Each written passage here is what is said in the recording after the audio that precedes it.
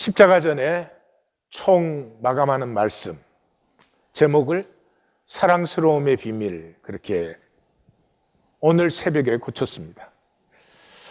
예수님께서는 인류의 삶의 플랫폼, 요즘 유행하는 말이죠, 삶의 토대를 새롭게 제시한 것입니다.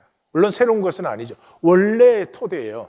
그런데 사람들이 그게 살지 않으니까 사람이 사는 것의 토대는 하나님 아버지의 사랑뿐이다 를 제시한 거예요.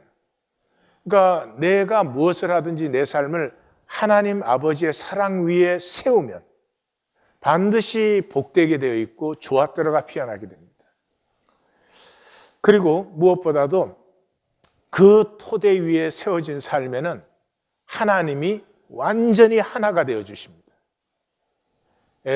이것이 나타난 것이 십자가죠. 완전한 솔리더리티. 제가 솔리더리티라는 영어를 많이 쓰겠습니다. 왜냐 그러면 솔리더리티 그러면 단순한 하나 된 상태가 아니라 하나 되기 위한 의지, 행동, 적극성, 희생 이런 것들이 들어가기 때문에 그런 의미에서 쓰겠습니다. 여기서 하나님이 솔리더리티, 작은 자와 하나가 되어 주실 때는 그냥 작은 자가 아니고요, 하나님의 연약한 생명을, 겨자씨보다 작은 연약한 생명을 마귀가 다스리는 이 땅에 보냈습니다. 이 생명이 피어나려고 하면 참 어렵습니다. 그래서 많은 사람들이 이 생명으로 사는 건 너무 어려워요. 어떻게 그렇게 살 수 있어? 그렇게는 살 수가 없지. 그래서 대부분은 그 길을 가지 못해요. 포기합니다. 그런데 참 이상하게도 이 생명이 가지고 있는 아름다움, 숭고함, 신비함, 그런 것들 때문에 아무리 어려워도 생명을 포기할 수가 없어서 이 험한 세상 속에 생명이 생명으로 피어나려고 하는 그 작은 자, 그 작은 자에게 하나님의 모든 가슴이, 하나님의 모든 능력과 사랑이 부어지는 것입니다. 이런 생명 피우는 삶을 사는 사람은 끝에 하나님 앞에 설 때 참 좋았습니다. 하나님이 세상을 창조하시고 좋았더라, 심히 좋았더라 그랬잖아요. 그것을 만나요. 그래서 희노애락, 병들고 건강하고 고통과 소망, 온갖 것을 다 지나지만 그것을 지남을 통해서 이렇게 어렵고 힘든 것이 하나님이 우리를 안 도우시거나 축복하지 않아서가 아니라 그 어려움 속에서 생명은 생명의 무한한 아름다움과 신비와 가능성과 복으로 피어나는 것을 알고 보고 깨닫고 자라게 되어요. 그래서 그 하나님의 좋았더라가 나의 좋았더라가 되는 거죠. 그때가 ready for the real. 이 현상 세계의 삶은 가짜예요. 이걸 진짜로 붙들면 큰일 나는 거예요. 모든 것 이전에 이 삶은 순간이에요, 순간. 우린 지금 몇십 년을 산 것 같이 느끼지만 시간이라는 건 실제가 아니에요. 우리의 의식의 어떤 반응이에요. 그래서 죽을 때 보면 알아요. 그냥 불과 1, 2분 사이에 생애 전체가 주마등처럼 지나가요. 그걸 우리는 몇십 년을 산 줄 알아요. 뭐를 한 건 줄 알고 그래요. 그것이 아니고 하나님의 통치가 온 세계에 이루어졌을 때, 그때 진짜 하나님의 세계, 진짜 세계가, 그곳에는 생명이 마음껏 피어나고 생명을 마음껏 희생하고 나누어 생명이 교통됨으로 말미암은 아름다움, 내가 내 삶과 생명을 나누는 자리마다 피어나는 아름다움, 그 아름다움이 복되고 그 아름다움에서 나는 또 더 자라고, 이런 무한한 새로움을 누리게 되는 것이죠. Ready for the real. 그런데 생명이 생명으로 이 세상에 사는 게 얼마나 힘들어요? 그러니까 그걸 포기해버린 사람은 영원히 허상 속에 있게 되는 것이죠. 종교로는 이 실제, 하나님의 실제를 결코 만나지 못해요. 그 종교에서는 이게 모두 개념과 논리가 되어 있어요. 그래서 답은 맞는 답이에요. 맞는 답을 다 알고 있어. 그러나 뭐예요? 능력을 못 누리는데, 실제가 없는데, 사도 바울이 하나님의 나라는 말에 있지 않고 능력에 있다 할 때 바로 그 유대교 종교에 대해서 한 거예요. 온갖 올바른 답, 바른 말을 하지만 실제는 하나도 없는. 왜 실제가 하나도 없어요? 첫 번째 사람은 실제를 가르쳐 준 거예요. 전해 준 거예요. 그러니까 예수님은 제자들에게 실제를 전해줬어요. 그 제자가 또 그 제자한테 그래도 어느 정도 실제를 전했겠죠. 그게 대를 다하면서 실제는 사라지고 답하고 논리만 자꾸 전달되는 것이죠. 그래서 종교는 답하고 논리뿐이에요. 그 실제를 못 느끼는 사람의 특징은 자기가 자기 의를 만들어야 돼요.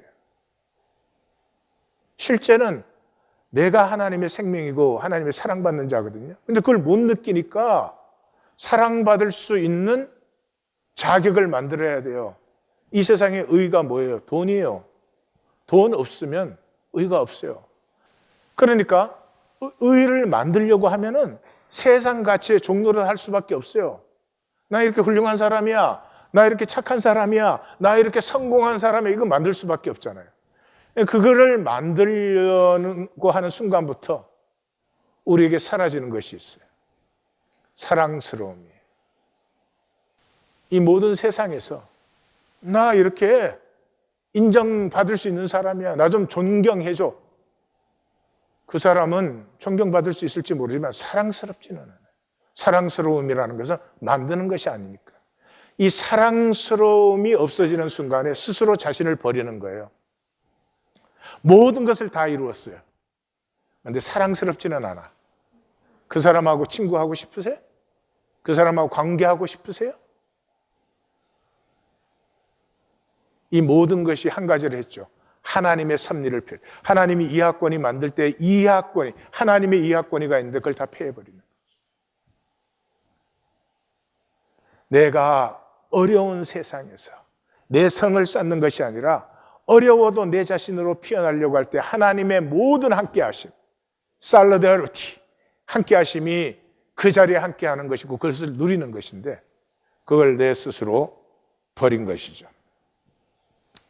이 부르심을 받은 자는 많지만 택함을 받은 자는 적다 할 때 바로 이것이에요. 택함을 받은 자라는 것은 어렵고 힘든 세상 속에 내게 주신 하나님의 생명으로 내가 피어나는 것을 지키는 사람이에요.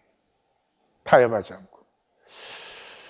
본문은 하나님의 비밀, 살로데리티에 대한 것이에요. 살로데리티를 다시 표현하면은 하나님이 나에게 반하신 것이에요. 하나님 나를 동정해 주거나 하나님 나를 뭐 도와주시거나 하나님의 도움을 받고 싶으세요? 신을 잘못 택하셨어요. 성경의 하나님은 그렇지 않아요. 성경의 하나님은 나와 그냥 하나가 되어주세요. 나에게 반했어요. 이게 무슨 말인지 아세요? 엄마는 애를 놓으면 그 애기한테 엄마가 반해버려요. 예? 예. 우리도 그랬어. 믿기 힘드시겠지만 나도. 나는 이렇게 긴데도 그랬거든. 하나님 나에게 반해버리신 거예요. 그래서 그 하나님이 엄마가 나에게 반해버린 그것에서 아이는 나의 사랑스러움을 피어내기 시작하는 것이죠. 이게 하나님과 우리의 관계예요. 근데 그게 종교화됐다. 얼마나 비극적이고 안타깝고 어리석은 일이에요. 오늘 본문에 들어가면 두말할 것도 없이 길기는 길지만 대칭으로 되어 있습니다. 시작이 인자가 자기 영광으로 올 때에 자기 영광의 보좌에 앉아 최후의 심판 설명이 필요했어요? 모든 민족을 양염소 오른편 왼편으로 나눈다. 재림하신 주님께서 전 인류를 심판하는데 반드시 나뉜다. 마태복음은 다른 복음도 마찬가지지만 여기까지 계속 나눔이 있었죠. 이 나눔을 최종적으로 선포하고 계세요.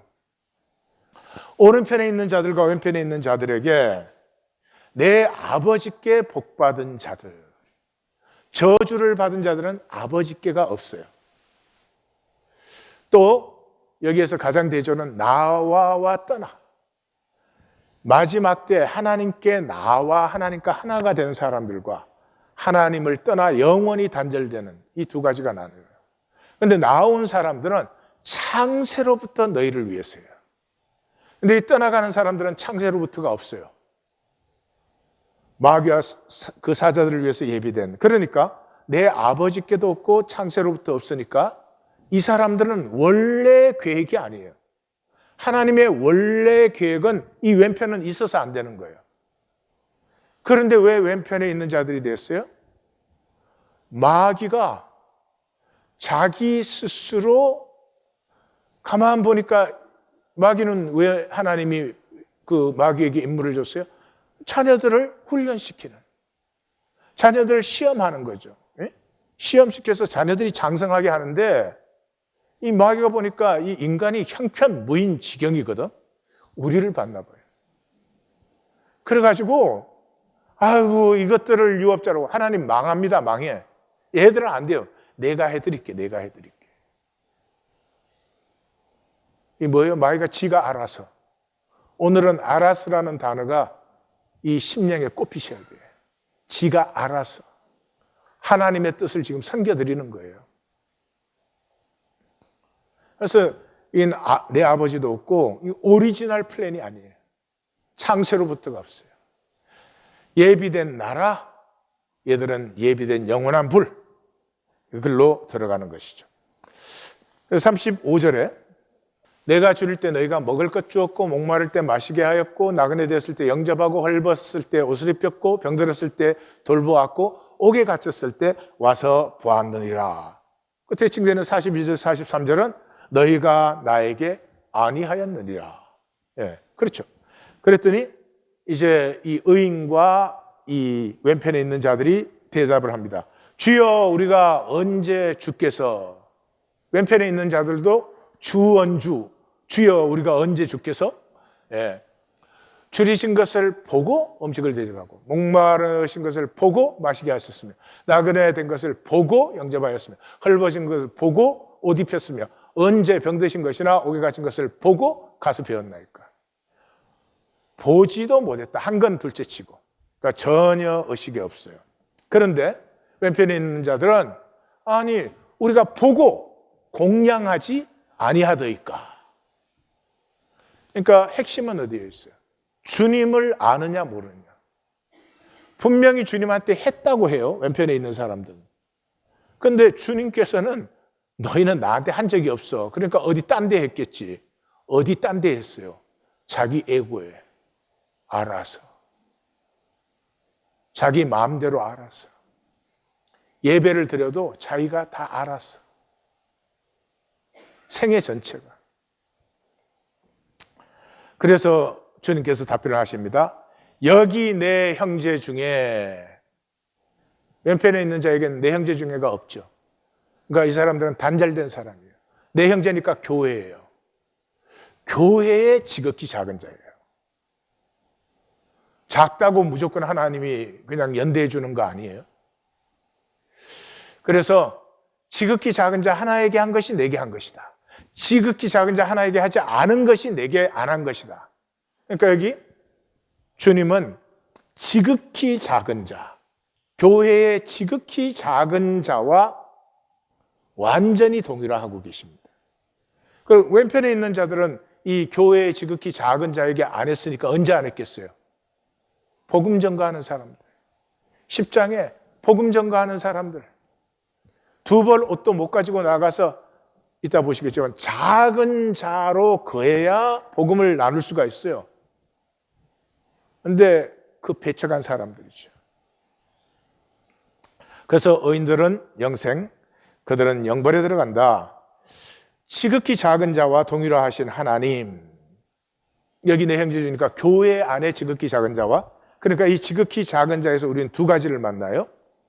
교회 안에서 지극히 작은 자와 주님이 동일하시니까 이 지극히 작은 자를 섬겨주는 의인들과도 동일하실까요? 얘들은 아닐까?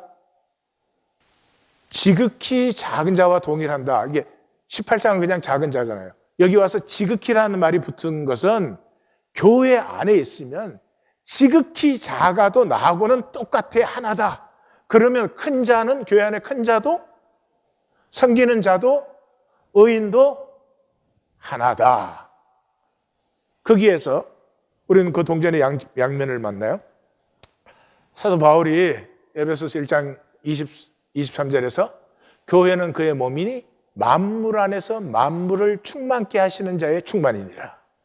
그러니까 지극히 작은 자도 하나님과 이 교회 안에서는 완전히 동일화되니까 이들을 섬기는 의인들과 또 물론 완전히 동일화되니까 이 교회 안에는 하나님의 충만이 나타난다. 예. 마음에 안 들어도 고개를 좀 끄덕끄덕. 예. 그럼 여기서 이제 질문이 생기죠. 그러면 하나님은 왜 교회 안에 작은 자와만 동일시하는가? 교회 바깥에 작은 자도 불쌍한데 하나님 그럼 버리시는 거야? 이런 질문이 또 올라야지 지금 말씀을 만나고 있다, 그렇게 말할 수 있어요. 그러면 이제 성경의 하나님 여호와를 만나보십시다. 여호와 하나님은 히브리인의 하나님을 여호와라고 해요. 이브리 그런 단어예요. 이브리라는 건 건너온 사람들. beyond. 그래서 이 사람들은 왜 건너왔겠어요? 이 아브라함 시대가 인류 역사의 제국은 민족들을 막 정복해가지고 큰 한 나라로 만드는 거예요. 그래서 이 제국의 폭정과 강제와 학대와 착취와 이런 것을 견딜 수 없어서 제국을 나온 사람들이에요. 제국 안에 있는 게 편하죠. 예? 예, 제국을 떠나서 강 건너 광야, 사람 안 사는 지대에 자리 잡고 유목민으로 살아봐요. 얼마나 힘들어요. 그럼에도 불구하고 이 사람들에게 하나님은 하나님이 되어주신다. 제가 시작할 때 그랬어요. 하나님이 겨자씨보다 작고 연약한 생명을 주셨는데 이 생명은 마귀 통치 안에서 피어나야 되니까 얼마나 힘들어요. 그럼에도 불구하고 생명의 숭고함, 그 신성, 그 청량함, 그 신비와 아름다움과 사랑스러움을 포기할 수 없어서 편한 길보다 좁은 길을 택한 사람들, 이 사람들을 이브리, 신학적으로 말하면 작은 자들, 거기에 하나님의 가슴이 그냥 쏟아부어지는 거죠. 그래서 히브리인의 하나님 여호와 소개가 출애굽기 3장에 나와요. 모세가 광야 서쪽 에헤르도 건너편, 비하인드 똑같은 의미예요. 사람이 들어가지 않는 지경으로 들어갔을 때 거기에서 하나님을 만납니다. 하나님이 나는 아브라함의 하나님, 이삭의 하나님, 야곱의 하나님이라 그래요. 아브라함과 이삭과 야곱의 하나님이라는 뜻이 무엇이에요? 이 땅에 살았지만 이 땅을 근거로, 이 땅을 담보로 삼지 않는, 이 땅의 현상 속에 있는 동안 하나님 주신 것을 누린 후에 현상에서 잡을 수 있는 게 뭐가 있어요? 신기루인데, 일루전인데. 그리고 하나님의 real, 하나님의 영원하고 참된 세계가 임할 때 그것을 유업으로 받는 사람들의 하나님이라 일컬으심을 받기를 부끄러워하지 아니하였느니라. 예. 그래서 내가 아브라함과 이삭과 야곱에게는 엘샤다이로 나타나고, 예, 그 가느다란 싹을 지키는 전능하신 하나님으로 나타났고 나의 이름을 여호와로는 그들에게 알리지 않았어. 근데 이제 여호와로 너희에게 나타나. 왜요? 애굽에 있는 내 백성. 하나님은 애굽의 하나님이 아니에요. 그 당시 최고 강대국인데 애굽의 하나님 되면 제일 큰 하나님 되는 거 아니에요. 근데 그 애굽의 하나님이 아니고 애굽에 있는 내 백성. 그 백성은 고통당하고 있고 근심 속에 있고 부르짖는 백성이에요. 그래서 내가 하나님의 백성이면, 하나님의 자녀면 지금 반드시 부르짖고 있어요.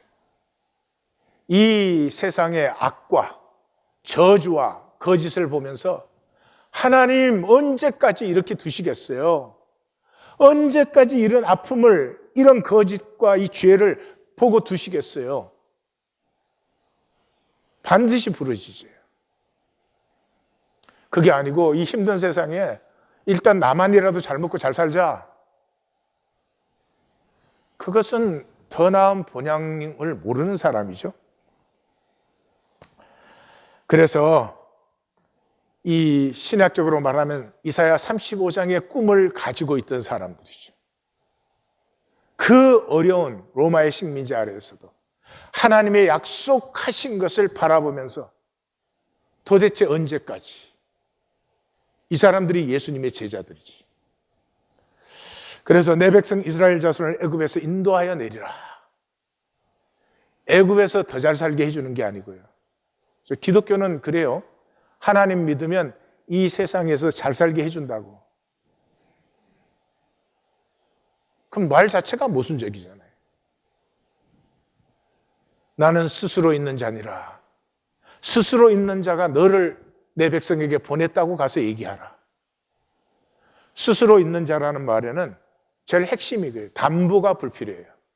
그 당시 신이 존재하기 위해서는 나라가 있고 종교가 있고 성전이 있어야 돼요. 이게 벌써 우상이잖아요. 종교 있으면 됐지 성전이 왜 필요해? 기독교도 교회 개척하면 이 교회당 건물이 꼭 있어야 돼. 교회당 건물이라고 안 그래요. 성전이라고 그래요.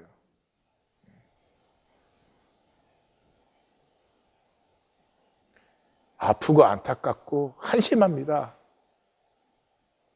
아니 예수님 몸이 성전이라고 하고 우리가 성전이라고 성경이 되어 있는데 이 벽돌 쌓아 올리면서 성전이라고 하면 도대체 어쩌자는 얘기예요. 왜 성전이 필요해요? 사람에게 보이려고. 반드시 보일 것이 있어야 돼.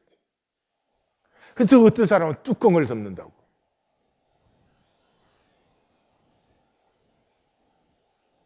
그런데 우리 하나님은 어떻게 하셨어요? 자기 나라를 자기가 폐해버려요. 자기 종교를 자기가 없애버립니다. 자기 성전을 자기가 파괴시켜요. 그것도 2번이나 구약에서도 신약에서도. 담보가 불필요해요. 이 담보가 불필요한 하나님은 약자와 하나가 되어주십니다. 담보가 필요한 신은 항상 강자와 함께 해야 되잖아요. 지금 뭐 아시리아 신이 있어요. 뭐 바벨론 신이 있어요. 그래서 우리의 하나님은 self-exiled. 인간이 죄짓고 추방당할 때 하나님 나오실 필요 없잖아요. 그러나 쫓겨나는 인간이 불쌍해서 그 긍휼 때문에 그들과 함께하기 위해서 self-exiled. 바벨론 포로로 갈 때도 에스겔스의 하나님의 영광이 그 예루살렘의 성전을 떠나서 어디로 가요? 바벨론의 포로로. 지금으로 말하면 그 피난민 판자촌으로 찾아가시는 하나님. 그래서 히브리 사람의 하나님이 여호와예요. 그래서 이 히브리 사람의 하나님 여호와 이렇게 말이 나올 때는 이렇게 레이더가 번쩍번쩍하기 시작하셔야 돼요. 히브리 사람의 하나님 여호와께서 우리에게 임하셨으니 우리가 우리 하나님. 그 당시에는 약자는 신이 없어요. 약자가 신이 있어야 무슨 소용이 있어요? 예? 누가 그걸 신으라고 인정을 해줘요? 금딱지 붙인 데 어마어마하게 막 해가지고 사람이 많이 모이고 해야지. 그때나 지금 기독교 시대까지나 인간은 바뀐 게 없어요. 이 거짓의 허상은 바뀐 게 없어요. 그런데 우리 하나님이 생겼어요. 이 버림받은, 세상으로 보면 약자들, 천대받고 이 아무것도 아닌 자들이 우리 하나님이 생겼어요. 그게 누구의? 여호와예요. 이 여호와는 이 백성을 이제 광야길로 인도해 나갑니다. 광야는 볼게요. 그래서 이 내 백성을 내어 보내라 라고 바로에게 4번을 말하는데, 그 4번을 말할 때마다 히브리 사람의 하나님 여호와께서 말씀하시기를 내 백성을 보내라. 광야에서는 뭐 하는 거예요? 임재 훈련하는 거죠. 광야의 출발과 마지막이 무리바였어요. 무리바가 뭐예요? 하나님이 우리 가운데 임재하시는가 안 하시는가 갖고 싸운 거죠. 이게 인간 번쩍번쩍하는 세상 속에 있으니까 그게 뭐 실제인 줄 알아요. 그래서 광야 속에 부르셔서 이 현상 세계 속에 이 본질인 하나님, 이 무한 차원의 하나님을 만나게 하는 것이죠. 그래서 히브리인이라고 할 때는, 지금은 뭐 이 히브리인이 무슨 뭐 혈통 이름처럼 되었지만 혈통이었던 적은 한 번도 없어요. 출애굽할 때도 중다 잡족이 나왔다고 되어 있어요. 이 성경적으로는 이브리 할 때는 세상 거짓과 악에 아파하는 사람들, 그 압제에 억눌려서 사람이 살 수 없는 땅, 사람이 살 수 없는 에헤르의 땅으로 도망 나온 사람. 이 하나님이 함께하지 않으면 이건 없어질 수밖에 없는 사람이죠. 그것이 천국의 작은 자, 교회의 작은 자예요. 세상의 작은 자들은 이제 답변합니다. 이 세상 속에 있는 작은 자는 뭐예요? 생명을 욕심으로 마취시킨 사람들이죠. 그 안에 여전히 살아요. 그 체제 안에 있어요. 그리고 아프고 힘들지만 우선 나부터 살아야 되겠다. 욕심으로 생명을 마취시켜가지고요. 인간은 참 숭고한 것입니다. 그걸 팔아넘겨요. 아무것도 아닌 현상 가치 때문에 하나님의 형상의 생명의 고귀함, 순결함 이런 걸 다 팔아넘겨요. 그래서 조금 편할 수 있다면, 그래서 조금 남보다 더 가질 수 있다면 그것밖에 없는 거죠. 그래서 교회와 불법의 사람들은 나뉠 수밖에 없어요. 교회는 이 히브리, 이 작은 자, 이 세상이 힘들지만은 이 생명 포기할 수 없어서 가냘픈 생명으로 주님을 향해서 부르짖는 사람들과 이 세상 속에서 알아서 하시는 분들, 말씀의 원리대로가 아니라 알아서 하시는 분들, 이 하나님이 하나가 되신 이 사람들은 선을 행한 기억이 없어요. 왜냐하면 선이 그들의 존재 본질이기 때문에. 이런 분 없죠? 하루 살고 나서 오늘 하루 나 사람으로 살았다, 이런 분 없죠? 그냥 살았을 뿐이죠. 이 단절의 사람은 자기가 알아서 마음대로 살아요. 알아서 마음대로 나쁜 짓 해요? 그런 사람 없어요. 사람을 죽여도 자기는 이유가 있고 선이에요. 다 내가 알아서 선을 행해요. 그러니까 이 사람은 악을 행한 기억이 없어요. 생각에서 행동까지가 몽땅 악인데 악이라는 생각이 없어요. 나는 나름대로 선하게 살았거든. 말씀의 쉐마가 아닌 불법의 사람들이지. 신앙을 떠나서요, 이제는 하나님을 떠나서라도 나 자신을 위해서 이제 더 이상 지키고 편하려고 하지 말고 아프십시다. 하나님의 수술을 받으십시다. 하나님의 수술을 받으십시다. 예, 그가 아픈 거 피하고 언제까지 종교생활을 하시겠습니까? 이 사람들을 마태복음의 핵심이 18장인데 18장에서는 이 작은 자들을 어린아이 같은 사람이라고 부르죠. 그러고 보니까 이 어린아이는 동일화가 살아있는 사람이에요. 애들은 이렇게 여럿 있다가 하나 울면 다 따라 울어요. 그리고 그렇게 울다가도 하나가 벌떡 일어나서 어디로 가면요, 다른 애들 또 일어나서 글로 가. 그게 아마 이제 이 아기 때는 엄마와 아기의 동일화가 막 싱싱하게 살아있을 때 아니에요. 그래서 그렇지 않나 싶은 생각이 들어요. 그래서 이 18장 마태복음의 핵심장을 시작하면서 주님이 이렇게 말하죠. 진실로 너희에게 이르노니 너희가 돌이켜 어린아이들과 같이 되지 아니하면, 그러니까 회개해야 어린아이 같이 되는 것이고요. 회개란 우리가 어린아이 같이 되는 것이. 결단코 천국에 들어가지 못한다. 그러므로 누구든지 이 어린아이와 같이 자기를 낮추는 사람이 천국에서 큰 자다. 누구든지 내 이름으로 어린아이 하나를 영접하면 곧 나를 영접하는 것이다. 그러니까 여기 이 짧은 말씀 속에 어린아이와 천국 백성과 낮은 자, 작은 자와 주님 자신이 전부 하나로 동일화되어 있죠. 그래서 제자도 시작 부분의 중심에다가 예수께서 이르시되 어린아이 하나를 용납하고 내게 오는 것을 금하지 말라. 천국이 이런 사람의 것이다. 어린아이에 대해서 뭐 말할 건 없지만 굳이 생각을 한다면 어린아이는 부모만 있으면 그냥 자기가 될 수 있어요. 부모만 있으면 걱정 없이 뛰어놀고 그래요. 어린아이는 제뉴인, 그냥 자신이어서 사랑스러운 거잖아요. 그리고 어린아이들이 노는 모습을 보면 유치원이나 이런 데 가서 보면 이렇게 행동 통일해서 노는 애들이 있어요. 막 24명이 다 똑같이. 그런 거 없죠. 근데 갖다만 놓으면 2-3명씩.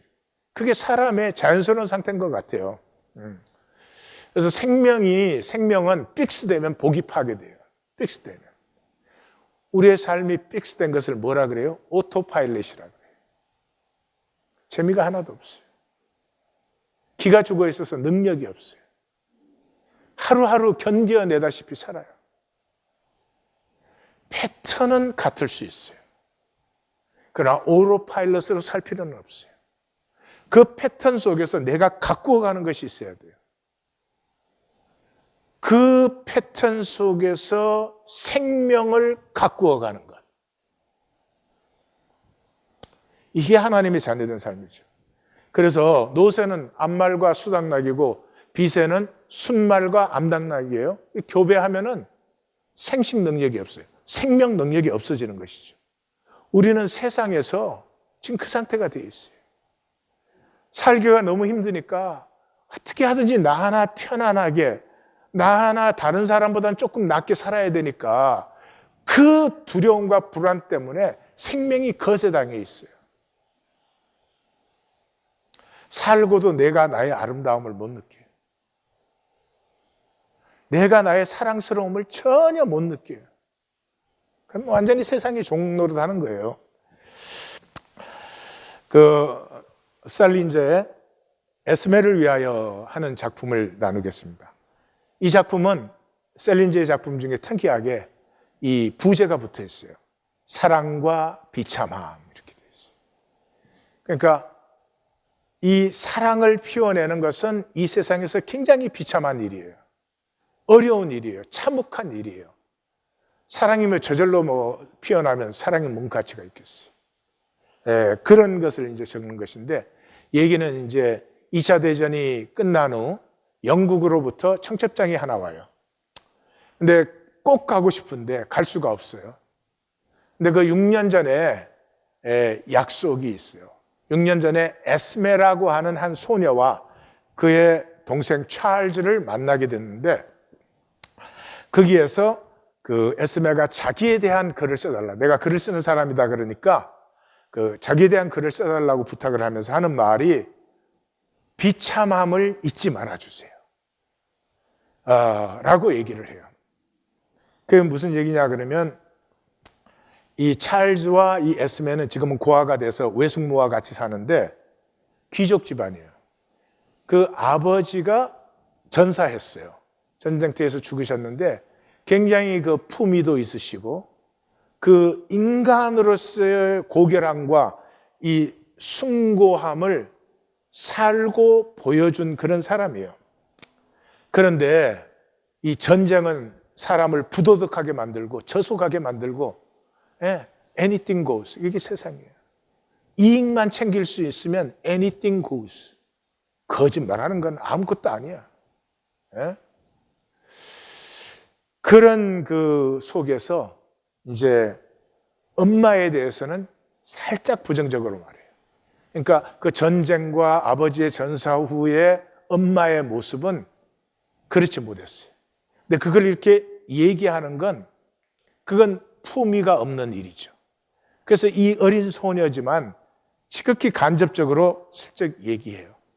그리고 에스메 자신은 고아가 되어서 이렇게 되었음에도 불구하고 아버지가 보여줬던 그 생명의 숭고함과 그 품위 있음과 그 맑음 이런 것을 자기가 지키고 싶어하고 그것을 동생 찰스에게 가르쳐주고 싶어 해요. 이 셀린저 자신의 얘기예요, 사실은. 근데 자기라고 하는 걸 안 적으려고 병사 이름을 X라고 해요, X. 근데 놀만디 상륙작전에 참여하는데 특수훈련을 받아요.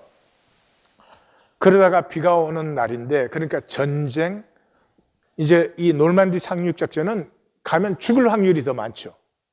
그리고 비가 오는 날, 홀로 외출을 했다가 교회 앞을 지나다가 그 교회 앞에 소년소녀 합창단이 합창을 한다는 그 사인을 보고 들어가서 제일 앞에 앉아요. 거기서 그 에스메를 보는데 이 굉장히 그 생긴 것도 깨끗하고 발랄하고 그런데 또 그 합창단원 중에서는 발성을 제일 잘하고 잘 불러요. 그래가지고 이제 인상 깊게 보고 자기는 나와서 카페에 들어갔는데 끝나고 한 30분 있다가 이 에스메와 찰스가 가정교사의 인도를 받아서 그 카페에 들어왔어요. 근데 카페에 딱 들어오더니 그 에스메가 앞에 제일 앞줄에 앉아서 그 합창을 정말 신명나게 들으면서 자기에게 귀를 기울여 주던 이 아저씨를 보고 와서 앉는 거예요. 그러면서 아저씨는 미국 사람이지만 지적인 것 같아요. 번역이 좋은 번역은 아닌데 그동안 미군 10명 만났는데 다 상스러워. 근데 11번째 만나는 미군인데 이분은 꼭 자기 아버지처럼 품위를 지키고 전쟁 속에 있지만 생명의 숭고함을 잊어버리지 아니한 그런 사람이라는 것을 느껴요. 그러면서 자기 아버지가 살아계실 때 평소에 자기 보고 너는 현명하고 참 예쁘고 다 좋은데 넌 차가워. 그랬다는 거예요. 그래서 아저씨도 날 지독히 차가운 사람이라고 생각해요. 둘이 총 만난 게 30분이요. 근데 이제 그런 질문을 해요. 그리고 그 헤어질 때 아저씨의 모든 재능을 가진 채로 귀환하시기를 기도합니다. 그래요. 여기에 재능이라고 표현된 저 단어가 peculiarity. peculiarity라고 하는 것은 strange, odd. 그러니까 사람이 똑같지 않고 그 한 사람 한 사람의 고결함이죠. 그렇게 이제 돌아오시기를 무사히 돌아오시기를 바란다 그래요.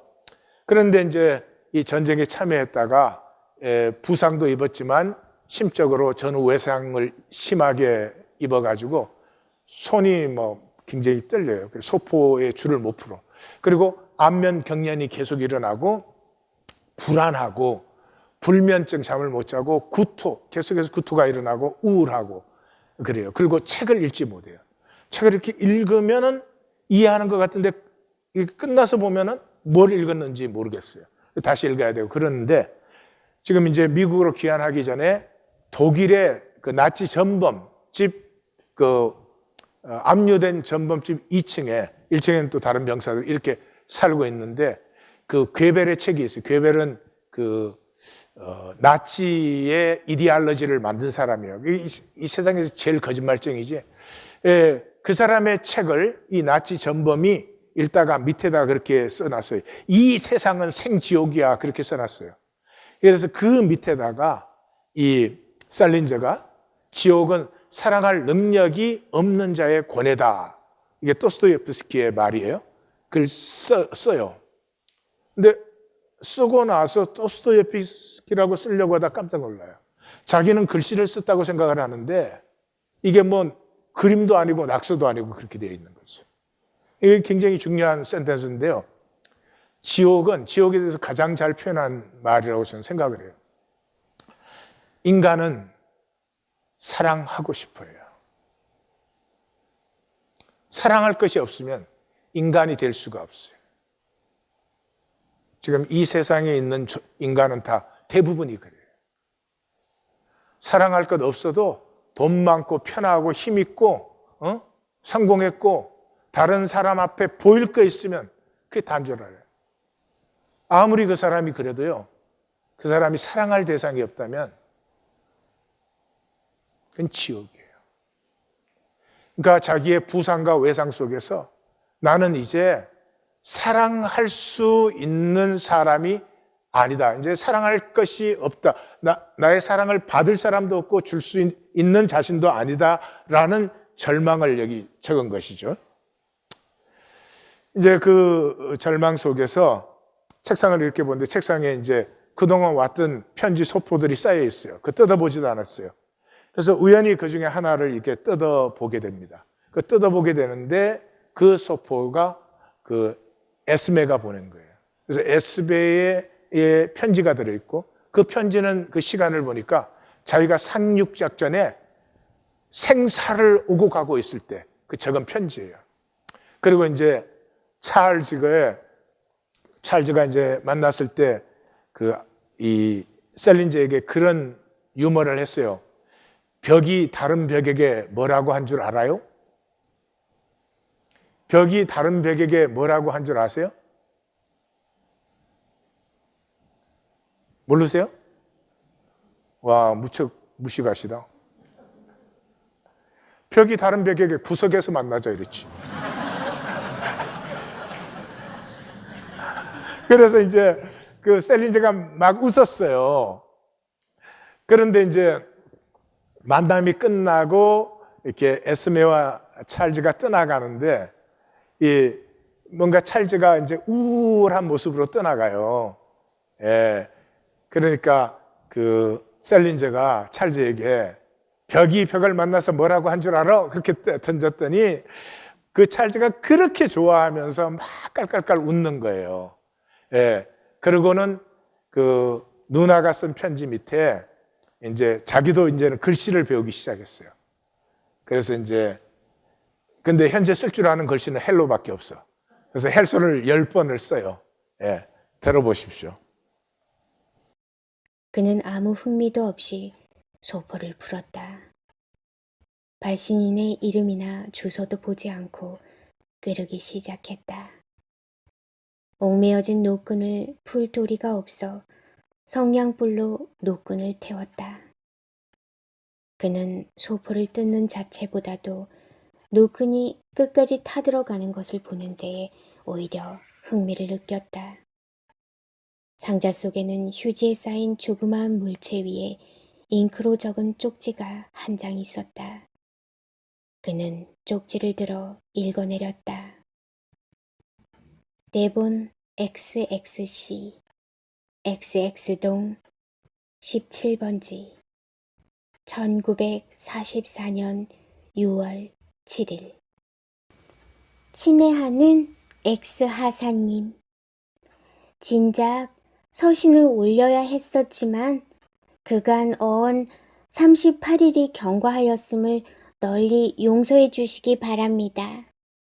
사실은 우리 숙모님이 인후에 연쇄규균이 생겨서 수술을 받으시어 하마터면 돌아가실 뻔한 관계로 한 가지 저의 책임이 증가하여 그리 된 것입니다.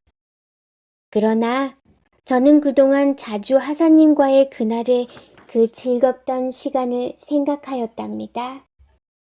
우리는 상륙작전의 보도를 보고 모두 흥분하고 경탄하며 다만 이것이 하루바삐 전쟁과 이 어처구니 없는 현실과 생존 방식을 종결시켜 주시기를 바랄 따름입니다. 자알즈와 나는 하사님의 안위를 심히 걱정하고 있습니다. 이만 총총 에스메로부터 추신 외람떼오나 제 팔목시계를 보내드리오니 전쟁이 계속되는 동안 몸에 지녀주셨으면 좋겠습니다.